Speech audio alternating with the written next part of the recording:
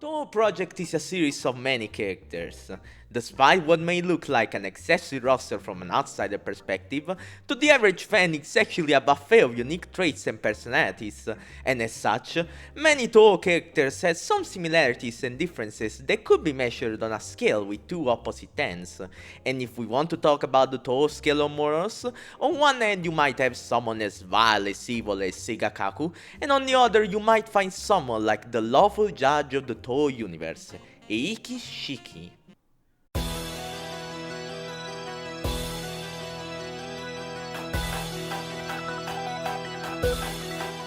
Shiki is met as the final stage opponent in Touhou 9 Phantasmagoria of Flowerview. She takes on the role of the Yama of Gensokyo, a figure inspired by Buddhism and Chinese mythology, who acts as a judge of the souls of the dead to determine in which case in the Touhou universe, whether they go to the heavens, the netherworld, or hell. Not exactly that much of a new concept even compared to Western mythologies and media. Take as his most famous example the role of Anubis as the judge of the dead in ancient Egypt. Eiki works as the main judge and administrator at the Ministry of Right and Wrong, located in Hell alongside their subordinates, Komachi Onozuka, who is tasked to ferry the souls across the Sanzu River to take them to be judged by Eiki herself, and Kutaka Nitawari, who is tasked with overseeing the passage to Hell for the souls of the dead. Eiki is able to judge souls by using her power to tell if things are morally good or evil, kind of throwing an objective base and standards in terms of morality after death in the Touhou universe,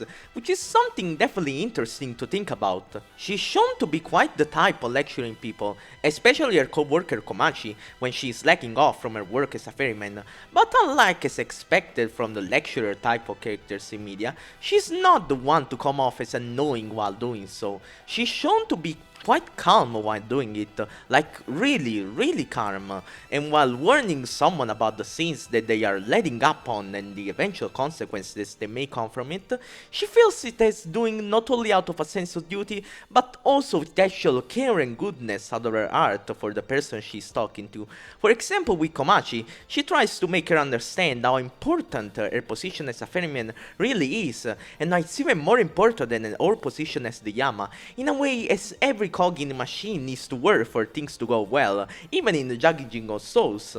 Eiki tends to use the fear of hell punishments as sometimes a motivator for someone to change and get back on the right way. Hell, she even plays with Marisa the classic "you will get your tongue cut if you keep on being a liar" card, even if she's shown to be quite smiling to herself when she presents these visions of punishment. But given the fact of how she stands for people to change, not only by duty but also out of goodness and care for others in her heart with her attitude, even if she managed to give poor little children an existential crisis by reminding her that even fairies die one day and will be judged for their sins, I think that these punishments just come off as exaggerated stories to scare people off from doing bad things. Kinda like how parents tell kids how Krampus is gonna punish them at Christmas if they misbehave. But these punishments will still really not be thrown off the table of possibilities, since it's Hell after all, not exactly the best place in Gensokyo where to take your entire family on vacation. The only actual proof that we have of Eiki actually enacting a physical punishment is an affirmation of Aki in her article on Eiki that says of how Eiki uses her rod that she always carries around, the rod of purification, to physically eat the sinners until they repent depending on the weight of their sins. Now, before anyone gets aroused by any sexual fantasies or getting hit with a rod by 190 meters tall Judge Mami, you have to remind yourself that this article is coming from Akio, the same person who put Windows Yuka human friendship level as the worst. Someone who is in general extremely biased during the writing of these articles in perfect memento in strict sense. So I don't really think she can be trusted word for word here. While that affirmation could be true for Yamas in general in mythology, it's really surprising of hearing of something come out of someone as colorless as Eiki in her behavior. Onis in general are the ones in the Touhou universe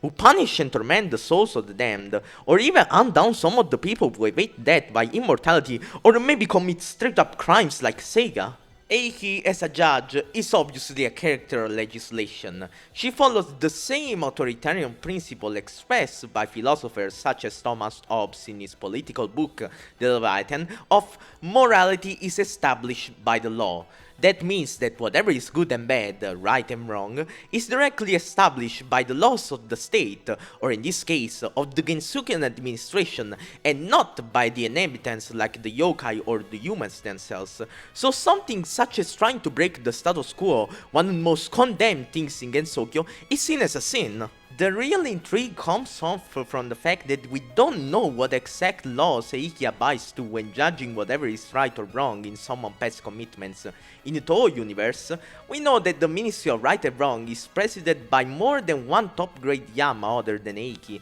who I guess are expected to legislate outside of Gensokyo if Eiki is the designated Yama of Gensokyo. But it isn't specified if these laws are decided by the assembly of Yamas themselves for all common provinces under a Yama, or the moral laws of Gensokyo itself are established by only Eiki, who may be the so-called political leviathan of Gensokyo legislation herself, and establish her own set of morality rules that all the citizens of Gensokyo have to oblige to have a good afterlife, becoming a sort of I am the law personification of Gensokyo's set of rules.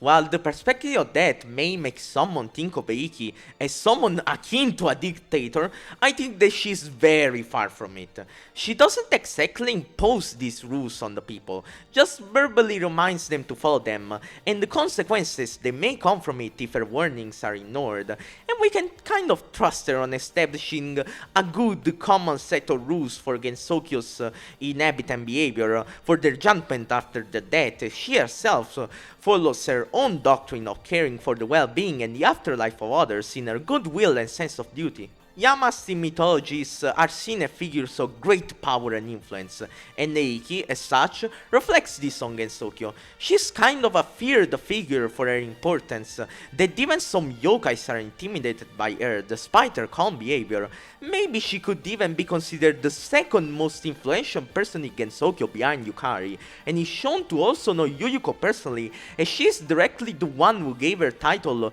of the Princess of the Netherworld, and probably even has some context in the administration of Hell, as it would make sense for someone of her role. Eiki is also shown to berate someone like Youmu for behaving too much like a human and less like a phantom as she should, and Reimu for not recognizing the importance of her yokai exterminating job and seeing it as something that she does to not be bothered by them instead of something that needs to be done for the balance of Gensokyo, showing that Eiki is still a part of the administration of Gensokyo, despite her wanting the best for people regardless if they are humans or yokai, still shares a bit of the same mindset of wanting to keep the status quo, associated with characters like Yukari and Reimu herself, showing that maybe Eren and Yukari may be more associated and influenced by one another than we are shown in game or in print works, even if Eiki, compared to Yukari, is way clearer in her intentions and shows a very rigid and precise moral compass,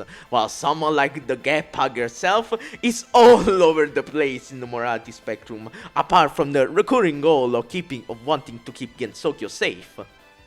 Eiki is all around a character of a strong sense of duty, which is shown to fall under a good light for the well-being of Gensokyo and the people. She generally shows that she cares about not wanting to condemn both humans and yokais to their hell punishments, and is seen there as a visual and verbal reminder of the role in the balance of Gensokyo that is vital for its well-being. Obviously, it's still in her duty to condemn the ones who sin and don't repent, despite her efforts to push them to change by their own will. But she's surely someone who wants to put people on the right path to stability and peace for their own good and happiness. A very lawful good character, to sum it up in the best way possible. Is Eiki the most morally good character in Gensokyo? Well, that is a title very up for debate, but despite its strict attitude, she's surely one of the people in Gensokyo who cares the most about Gensokyo's and its people well-being the most, while not exactly babysitting them towards the good path, taking more of a passive role and figure in the hierarchy of Gensokyo, which is kind of a shame, at least in terms of Touhou writing, since I would like Zune to write something with Eiki shown as a more active role in her duties, and especially explore her relation to the other people running Gensokyo like Yukari, but despite a relatively low number of appearances, she still manages to strike as quite the important and interesting character in the Touhou universe given a role. But maybe the most important Keiki question of them all is, what do you think about Eiki? Do you like her? Do you want to be lectured by her? Do you see her as too much of an annoyance to people? Well, be sure to let me know down in the comments below, and these have been my small character thoughts on Eiki Shiki. Thank you for watching till the end, and take care everyone!